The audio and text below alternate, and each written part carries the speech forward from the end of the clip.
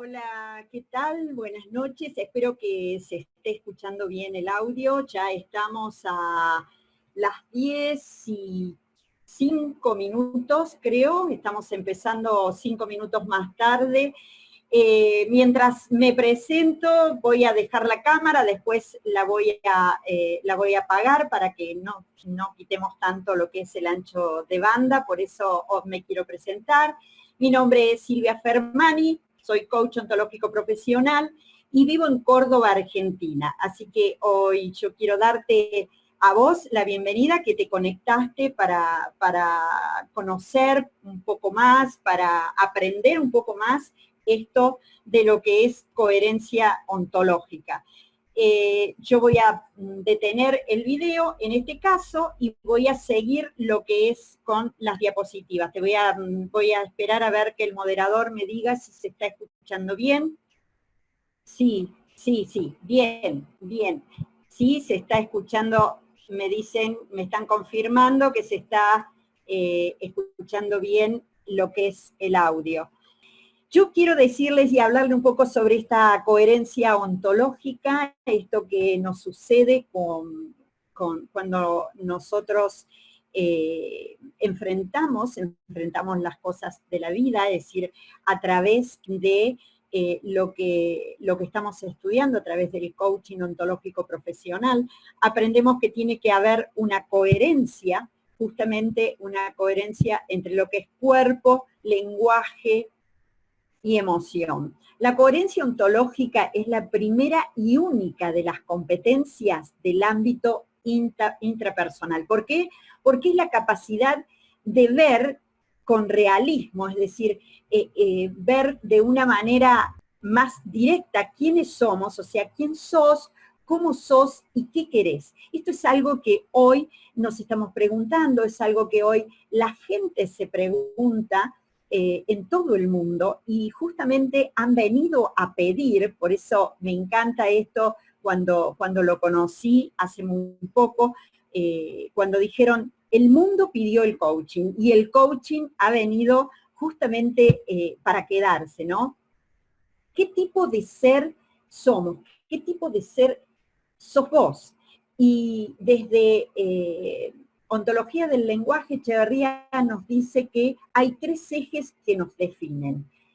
El eje de mi conversación con los demás, es decir, cuál es la conversación que yo tengo con los demás, cuál es la conversación cada vez que me junto con el otro, y cuáles son los juicios que yo tengo en esas conversaciones. El eje de mi conversación recursiva, aquella conversación que yo voy teniendo cada vez que esa recursiva, o le solemos llamar rumiante también, ¿no? Esa conversación que de algo que nos viene dando vuelta en la cabeza y que vamos pensándolo y lo repensamos nuevamente. Y el eje de mi conversación con el misterio de la vida, es decir, ¿quién soy? ¿Para qué estoy acá? ¿Para qué he venido?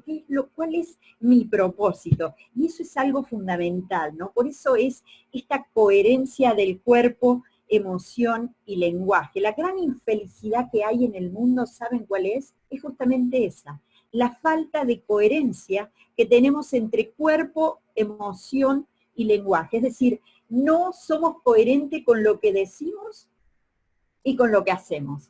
Es decir, vamos a pasarlo un poco a la vida cotidiana. Es decir, yo quiero tener un buen trabajo, quiero tener un buen sueldo, me gustaría ser médico, me gustaría lo que sea, pero no estar haciendo lo que me lleve a eso que yo quiero es no ser coherente con lo que yo estoy diciendo. ¿Me explico? Es decir, estos dominios del cuerpo, emocionalidad y lenguaje tienen que tener congruencia. ¿Por qué congruencia? Porque es lo que define lo que yo soy.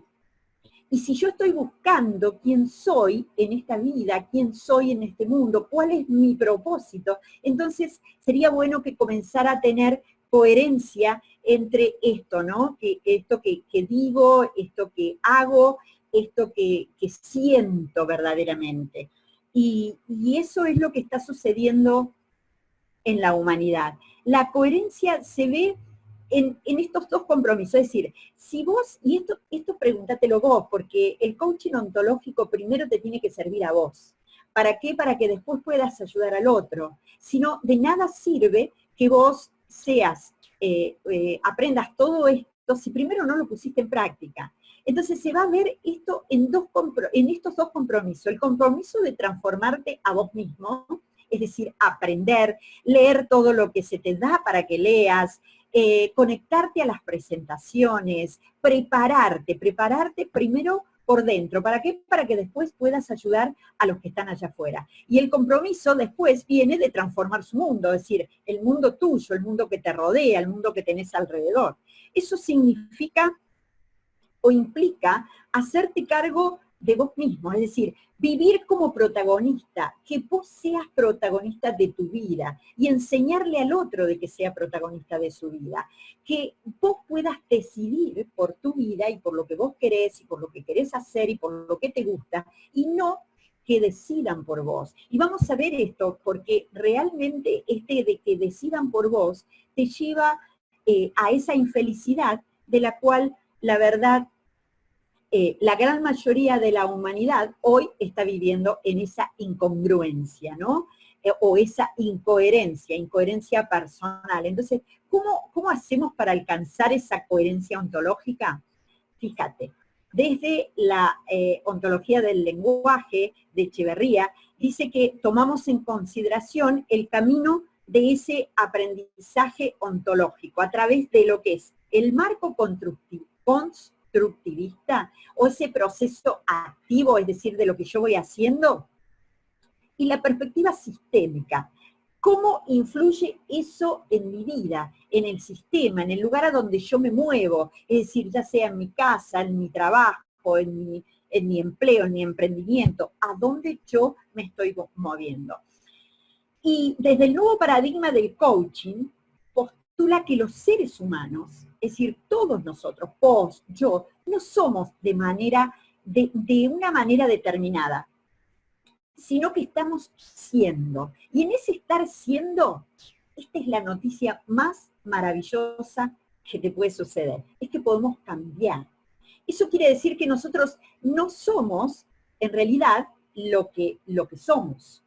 Esa es la noticia más maravillosa, porque muchos de ustedes, capaz que no te pasa a vos, pero sí me pasó a mí, no estaba conforme conmigo misma, ¿no? Entonces, eso en realidad te está diciendo que vos no sos lo que sos. Esa es la buena noticia. La mala es que ahora tenés que cambiar. Y bueno, eso también me sucedió. Y tuve que poner en práctica muchas cosas, como esto, por ejemplo. El buen uso de la mente. Los pensamientos tienen poder, tienen muchísimo poder. Entonces, comencemos a usar nuestra mente para crear lo que queremos. Eso se podría decir y traducir que estás en el lugar a donde estás, porque sos como sos y pensás como pensás. No le podemos echar absolutamente la culpa a nadie, y en eso me sorprendió, porque generalmente le echamos la culpa a nuestros padres, a nuestros abuelos. Es decir, yo durante mucho tiempo, te soy sincera, le eché la culpa a mis padres. ¿Por qué? Porque mis padres se separaron, mi mamá se fue cuando yo era muy chica. Entonces yo pensé que yo no era nadie porque no tenía un título universitario, porque no había podido estudiar, porque había tenido que trabajar durante mucho tiempo. Y en realidad cuando cumplí los 50 años, me tuve que hacer cargo de que era mi responsabilidad. A partir de ahí comencé a prepararme, comencé a estudiar, comencé a hacer todas las cosas que debería haber hecho antes. Y aprender esto de las funciones que tenemos en el cerebro. Vos sabés que yo me he quedado sorprendida con algunas cosas y te las quiero contar a vos hoy porque tiene que ver con todo esto de la coherencia ontológica, ¿no? Estamos en la llamada era del cerebro. ¿Y qué pasa con esto? Con esto de que estamos en la era llamada del cerebro. Y algo que me sorprendió y que es una realidad, estamos en los fines del siglo XX, nos permitió acceder a nuevos métodos y tecnologías y a conocimientos más precisos sobre la estructura y el funcionamiento del cerebro. Antes de eso se estudiaban cerebros sin vidas, es decir, de personas que estaban muertas. Y quizás sea por eso que pensaban que las emociones no eran tan importantes como el pensamiento. Es más, se la consideraba un obstáculo para el pensamiento eficaz. O sea, era como muy, muy dividida esta parte de lo que era razonamiento y emoción. En cambio hoy sabemos que dentro de ese cerebro hay una sofisticada red de nervios que conectan el sitio de lo que es el pensamiento con el de las emociones, y así como lo escuchás. Y no es nada eso, en realidad es tan increíble, porque yo no sé si vos sabías que el número de neuronas que tenemos es similar a las estrellas que hay en la Vía Láctea. Sí, así como lo escuchás, 100.000 millones de neuronas y 100 trillones de conexiones en paralelo. Imagínate, ¿cuántos pensamientos podemos producir por día? Más de 50.000 pensamientos diarios. Sorprendente, ¿verdad? Pero eso no es todo. El 80% de esos pensamientos que nosotros tenemos son acerca de nosotros mismos. Y la mayoría son negativos. Eso, cuando yo lo supe, realmente quedé pasmada. Y, y vos fíjate que un antiguo proverbio chino dice que no podemos evitar que los pájaros de la tristeza vuelen sobre nosotros, pero podemos evitar que hagan un nido en nuestra cabeza. Entonces, ¿qué tenemos que hacer? Invertir la ley de Pareto. No sé si la conoces, a la ley de Pareto, la de 80-20. Bueno, invertir esos porcentajes y propongámonos que el 80% de nuestros pensamientos sean positivos y solo el 20% negativos. Y eso nos va a llevar a que nuestra vida sea mucho más placentera y haya una coherencia entre lo que queremos, decimos y hacemos. El mayor descubrimiento de esta generación es que los seres humanos pueden cambiar. Esa es la noticia más maravillosa. Cambiar su vida modificando sus actitudes mentales. Fíjate, todas las neuronas y todos los pensamientos que van y vienen y que tenemos todos esos pensamientos recurrentes. La impecabilidad de la palabra puede conducirte a la libertad personal, al éxito inmenso y a la abundancia. Puede disolver todo miedo y transformarlo en alegría y amor. ¿Y por qué te digo esto? Porque nosotros durante mucho tiempo no nos dimos cuenta de que éramos, a través de todas estas cosas, a través del lenguaje, no nos dábamos cuenta de que el lenguaje era generativo y creativo. Y declarábamos muchas cosas que después con el tiempo se cumplían. Y no nos dábamos cuenta de que nosotros mismos estábamos llevando esto. Quiero contarte dos cosas que sucedieron en estos estudios a través de estas cosas que se fueron descubriendo. ¿Conoces a Helen Keller? ¿Has escuchado algo sobre ella? Esta persona que fue ciega y sordomuda, es decir, fue muda porque era sorda también, a causa de una enfermedad que tuvo cuando era muy, muy pequeña. Ella, además de todas esas cosas que tenía, ¿no? De ser ciega y de ser sordomuda, era una chica muy mimada, por lo tanto era muy caprichosa, fue muy difícil enseñarle, pero encontró una maestra maravillosa. Hay una película viejísima que se llama, creo que Los Milagros de Anne, y cuenta la historia de Helen Keller, maravillosa, maravilloso lo que hizo Anne con Helen. Cuando descubre Helen que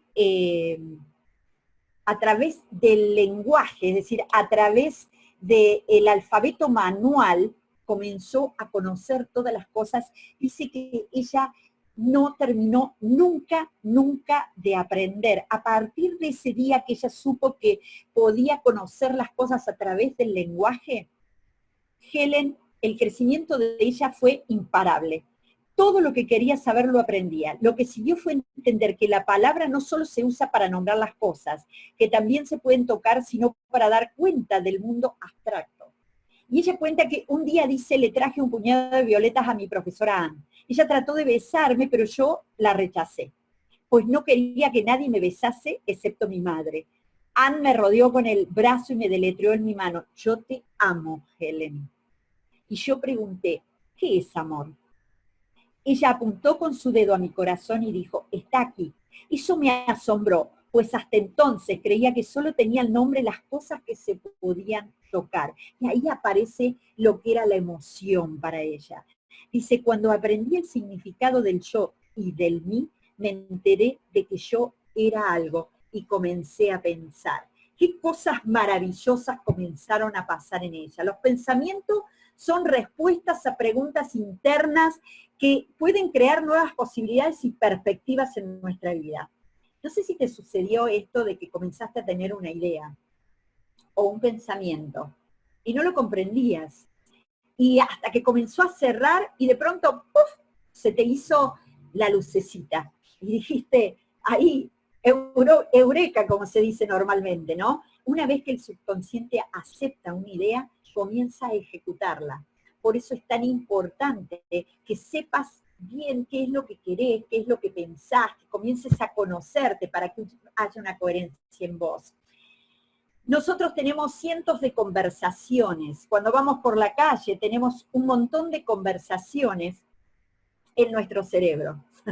Tenemos conversaciones de lo que nos pasa, lo que sucede, lo que queremos. Y es tan importante esas conversaciones, tan importantes como te decía hace un momento, porque esas son las conversaciones que después nos llevan a la acción. Entonces la pregunta es, ¿para qué clase de semilla es fértil tu mente? Es decir, en nuestra mente nosotros tenemos un campo. Si vos lo sembrás y le sembrás al campo, si le sembrás trigo, va a dar trigo. Si le sembrás maíz, va a dar maíz. Y si no sembrás, también va a dar algo. Y eso es maleza. Entonces, si vos no sembrás buenos pensamientos en tu mente, eso es lo que te va a dar. Es decir, te va a dar buenos pensamientos y si no, te va a dar lo que sea que ande por allí. El mundo es un reflejo de nuestras creencias. Por eso es que, cuidado con lo que nosotros estamos trayendo o estamos creyendo, porque tiene que ver con la cultura. Nuestro mundo tiene que ver con las cosas que nosotros interpretamos porque vivimos en un mundo interpretativo. No son los hechos en sí mismos los que generan un estado emocional, sino nuestra manera de interpretarlos. Como no sé, no quiero seguir, no quiero cambiar, es decir, me cuesta salir de ese círculo de confort, tampoco quiero que me enseñen, tampoco quiero que me hagan absolutamente nada.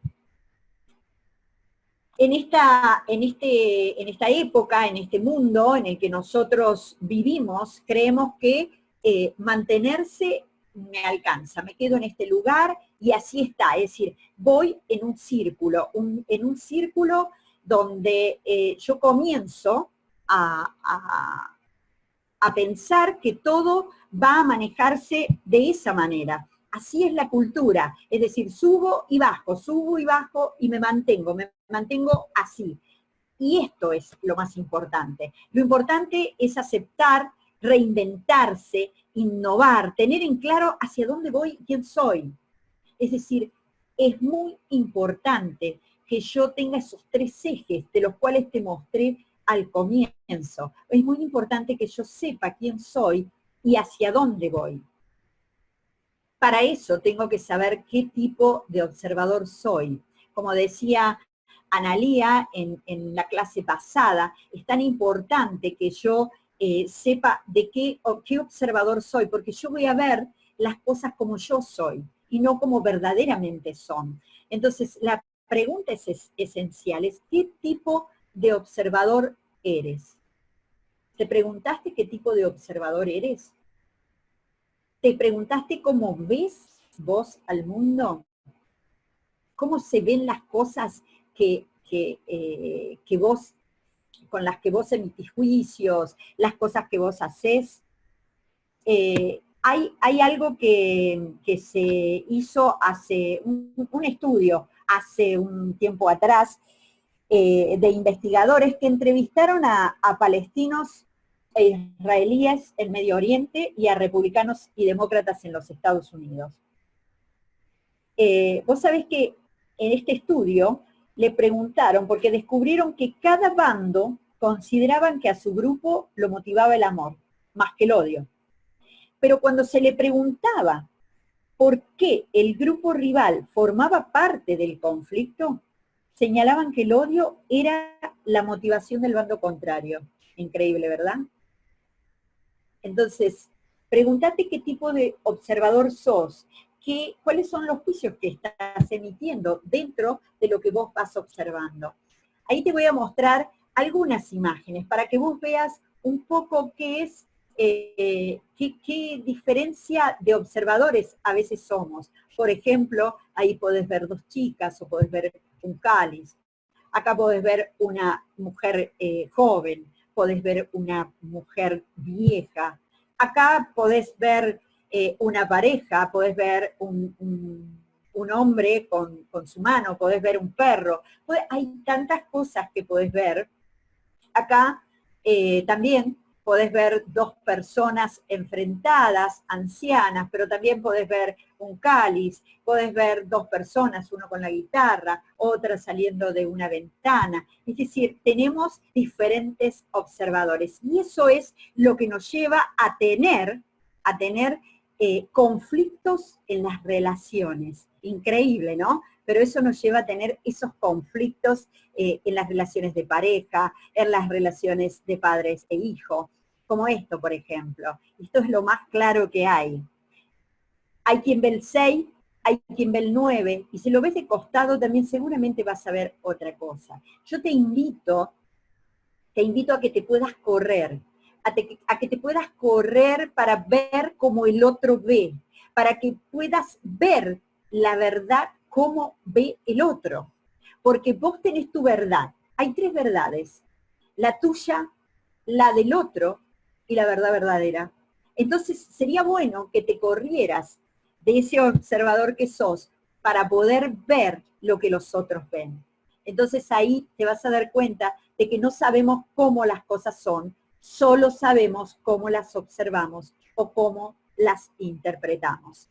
Vivimos en mundos interpretativos, como te dije hace un momento, y como ves en esta figura, hay personas que ven, por ejemplo, la trompa del elefante como una serpiente, el otro lo ve como el tronco de una palmera, y tenés un montón de opiniones, son opiniones, los de los demás son informaciones. Entonces, si yo me corro del observador que yo soy, puedo comprender un poco al otro, puedo saber que el otro qué está sintiendo y cómo lo está viendo.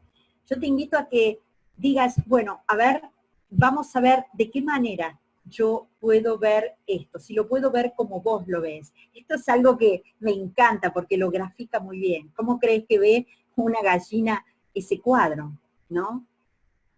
Bueno, como es una gallina, ¿qué tiene la gallina? Tiene pollito. ¿Dónde? En un huevo. Ve ahí un jugador sentado sobre la pelota y ¿qué es lo que piensa la gallina? Así somos, así vemos las cosas. Nosotros vemos las cosas, recordá siempre esto. Vemos las cosas como nosotros somos. Cada uno observa las cosas de acuerdo al tipo de observador que es. Entonces, esto me ayuda a no discutir más. Y a entender que el otro está viendo las cosas de esa forma. ¿Y sabes qué? Y he encontrado mayor coherencia entre lo que digo, pienso y hago. La emocionalidad es otro de estos estados de ánimo que pintan nuestra vida de colores, nuestro mundo de colores. Entonces, si yo soy una persona positiva, mi mundo va a estar siempre pintado de una sonrisa y de colores alegres. Ahora, si yo soy una persona negativa que siempre veo el vaso medio vacío, Entonces, lo que va a suceder es eso también. Voy a ver el mundo como yo soy. Entonces, nuestras experiencias no nos permiten ver el panorama completo. ¿Escucharon ese dicho de el árbol no te deja ver el bosque? Bueno, normalmente cuando nosotros tenemos experiencia, tenemos conocimiento, comenzamos a tener muchos enemigos del aprendizaje. Más adelante, en las próximas competencias que vas a ir viendo, vas a empezar a saber cuáles son esos enemigos del aprendizaje. Y esos enemigos del aprendizaje no me dejan aprender más.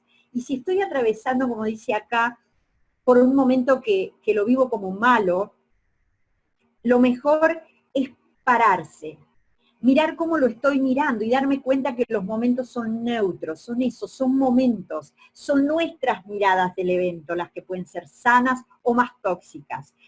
Creo que adueñarme de eso me da poder, es decir, me da poder sobre la circunstancia, me da poder sobre ese metrito cuadrado que hace que yo tome las decisiones y no el otro. Es decir, que yo ya sea coherente con lo que estoy pensando y con lo que estoy diciendo, porque si yo me digo que no me voy a dejar vencer con las cosas que el otro dice, si yo digo que no me voy a molestar por lo que el otro me está diciendo, pero resulta que el otro viene y me dice algo, me toca la oreja y yo ya me enojo, entonces ya dejo de ser coherente con lo que estoy diciendo y con lo que yo realmente quiero. Y eso tiene que ver con esas emociones y esos estados de ánimo. Nuestros estados de ánimo son como lentes a través de los cuales observamos el futuro, lentes que nos hacen ver las cosas como las vemos según nuestros juicios. Es decir, si yo tengo conversaciones, esas conversaciones que yo te dije hace un momento, de no puedo, las conversaciones de ya soy grande, las conversaciones de que me supera la tecnología, las conversaciones de yo no soy capaz de esto, entonces mi futuro va a ser así. Mi futuro va a ser negativo de la misma forma que yo lo estoy viendo. ¿Por qué? Porque me puse el lente y lo veo desde mi estructura mental y desde mis paradigmas y desde mi cultura. Porque yo no soy lo que soy lo que pusieron en mi cabeza cuando era chiquita. Sí, así como lo escuchás, yo soy como una computadora. Es decir, yo le pongo a mi computadora los programas que yo necesito. Y va a funcionar si tiene esos programas. Bueno, en mi caso, mi mente funciona así, por eso tengo que ponerle nuevos programas para que de esa forma comiencen a funcionar mejor y pueda tener mejores recuerdos. El cerebro recuerda más los asociados con las emociones. Por eso es tan importante todos los descubrimientos que se hicieron ahora, porque ya no es más todo este tema del razonamiento. Ahora hay un montón de neuronas que se encadenan con los pensamientos, es decir, los pensamientos con los sentimientos y el razonamiento, y eso nos lleva a actuar. Y las emociones son sumamente importantes. Vos sabés que también tengo algo para contarte con respecto a esto, porque se hicieron estudios y Daniel Goleman cuenta, no sé si lo conoces, pero él escribió el libro Inteligencia Emocional, que fue un bestseller. Contó el caso de un joven en el que le hicieron una operación cerebral y le extirparon la amígdala de su cerebro. La amígdala es la que a través de ella, ¿no? Sabemos que las emociones son muy importantes en el ser. Le extirparon la amígdala de su cerebro porque para controlar los ataques de epilepsia que tenía. Sus ataques fueron controlados. Sus facultades mentales quedaron intactas y hasta mejoró su coeficiente intelectual. Pero ¿sabes qué? Perdió todo interés por las personas. El perder, al perder su memoria emocional, no podía reconocer ni a su propia madre. Increíble, ¿no? Increíble. No podía, él no pudo realmente reconocer ni a su propia madre. Y hay otros casos que muestran realmente que el cerebro recuerda más lo asociado con las emociones, por eso hay que tener tanto cuidado con esto. Fíjate, yo te voy a pedir que hagas ahí un pequeño ejercicio con esto de la coherencia. Pensá en un hecho que viviste recientemente. Ese hecho que viviste recientemente que no tenga una intensidad emocional fuerte ni traumática, sino una intensidad emocional media, pero que haya sido algo muy, muy reciente para que lo puedas recordar. Y hacete estas preguntas. ¿Ya lo tenés? ¿Lo tenés en mente al hecho? ¿Algo que sucedió, que haya sucedido recientemente? ¿Cuál fue la emoción? Si tuvieras que darle una valoración, ¿qué intensidad le darías a esa emoción? ¿En qué parte del cuerpo sentiste esa emoción? ¿Cuál fue tu primer pensamiento en ese momento? ¿Qué intención positiva tiene esa emocionalidad? Si yo hoy te preguntara qué estabas haciendo el 11 de septiembre del 2001,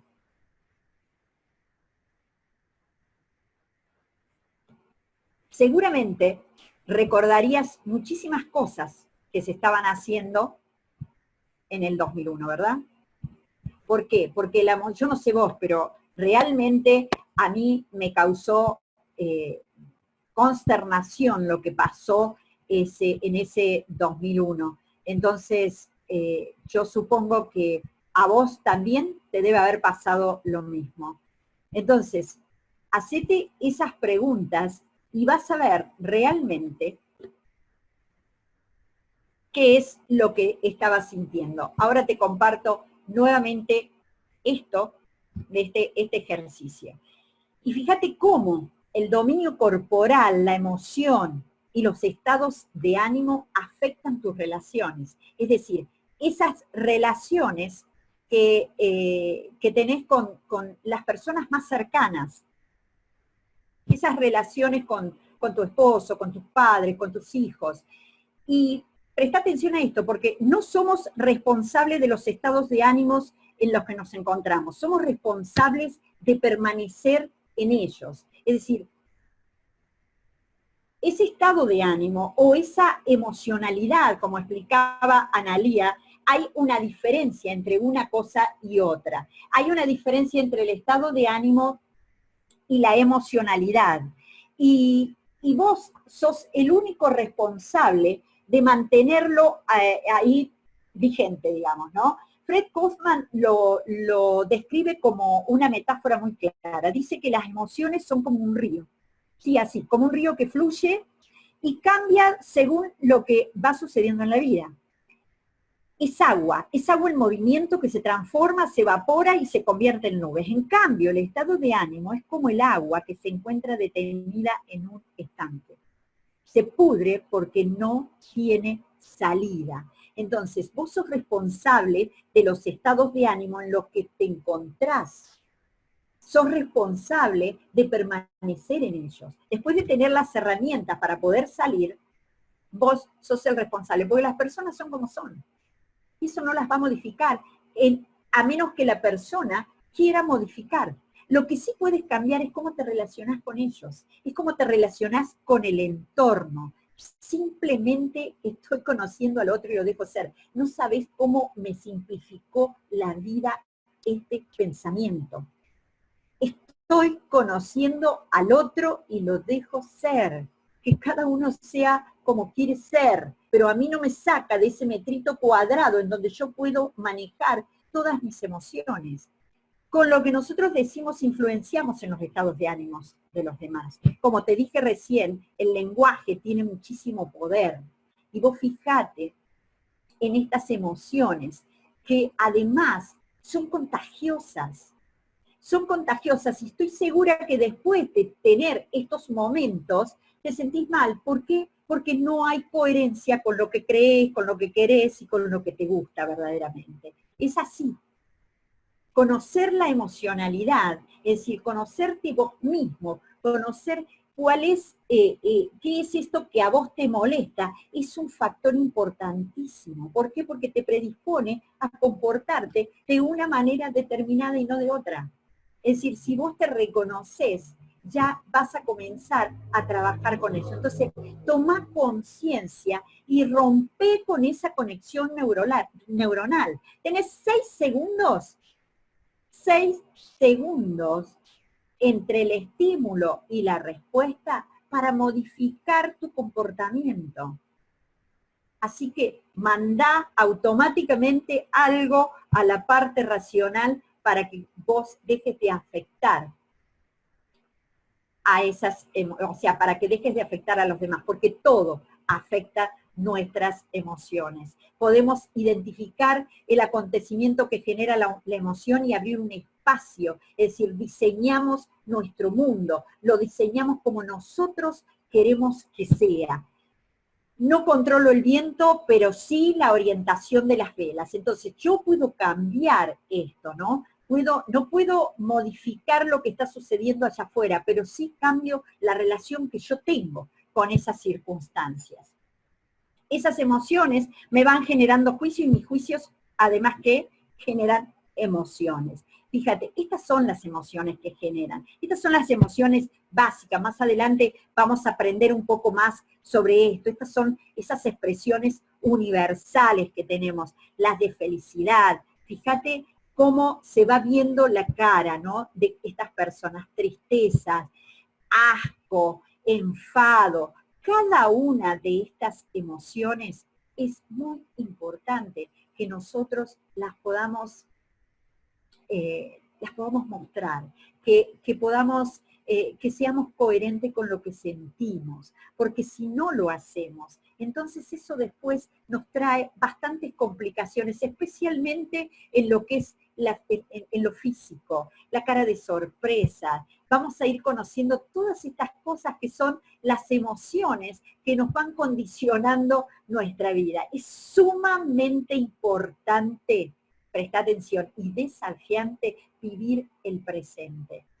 El futuro no existe, el futuro lo vas a ir haciendo vos, de acuerdo a las decisiones que vas tomando hoy.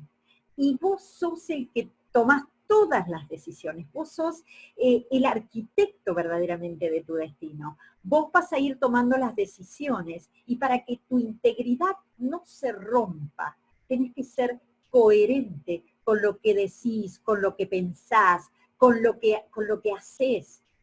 ¿Escuchaste eso de tus ejemplos hablan tan fuerte que no puedo escuchar tus palabras? Bueno, esto pasa en la vida. Es decir, los padres de hoy muchas veces no podemos controlar a nuestros niños, porque lo que nosotros hacemos deja mucho que desear para que los niños o los jóvenes puedan tener un ejemplo a seguir. Haz lo que yo digo, pero no lo que yo hago. Hay una incoherencia total. Me siento mal en el trabajo, pero me sigo bancando al jefe. Estoy mal en una relación, bueno, pero es lo que tengo. Entonces hay una incoherencia entre lo que yo deseo verdaderamente y en lo que yo hago. Y eso me lleva a la infelicidad. No estoy siendo fiel conmigo, no estoy siendo fiel ni leal con mis principios. Entonces me lleva a mí a esa infelicidad. Somos similares a una bellota. Esa bellota que contiene en su interior todo el potencial para convertirse en un majestuoso roble. Bien, necesitamos alimento, estímulo y luz para crecer, pero el roble ya se encuentra en nuestro interior. Así es, vos tenés el potencial, dentro tuyo tenés todo lo que estás buscando. Es increíble que estamos buscando siempre afuera la felicidad, afuera nuestro. Siempre buscamos allá afuera todo lo que nos puede hacer bien, todo lo que nos hace feliz. Siempre buscamos fuera lo que tenemos dentro. Busca ese roble que hay dentro tuyo, busca esa semilla, busca esa esencia que hay dentro tuyo, porque ya está ahí, en tu interior, esa fuerza, solamente tenés que sostener después, ponete la meta, ponete esa meta de lo que vos querés lograr, Y después que te pongas esa meta, ponete a accionar. Accioná dentro de lo que vos querés, accioná. Y eso te va a llevar a esa coherencia entre cuerpo, lenguaje y emoción. Tú eres especial. Nunca, nunca, nunca lo olvides. Realmente eres una persona especial y tenés aquí, en esta plataforma educativa, muchísima, pero muchísima información. Solamente está esperando a que vos la tomes. Estudiá todo este material que hay ahí. Sigamos construyendo y transformando la vida, primero la nuestra, para que después podamos transformar la vida de las personas que nos rodean. Muchísimas gracias por estar allí, realmente muchísima gente. Felicitaciones por conectarte esta noche para conocer un poco más sobre esto de la coherencia ontológica. Sé que vos sos de esas personas que realmente quieren lograr mejores cosas en la vida. Yo empecé hace muy poco tiempo con esto, que es mi pasión. Estaba buscándola, no la encontraba. Hoy, a mis 56 años, lo tengo, soy feliz no solamente de hacerlo yo, sino de llevártelo a vos, llevárselo a toda mi familia. Te saludo desde Córdoba, Argentina. Te mando un fuerte abrazo para que vos lo puedas sentir a través de esta pantalla.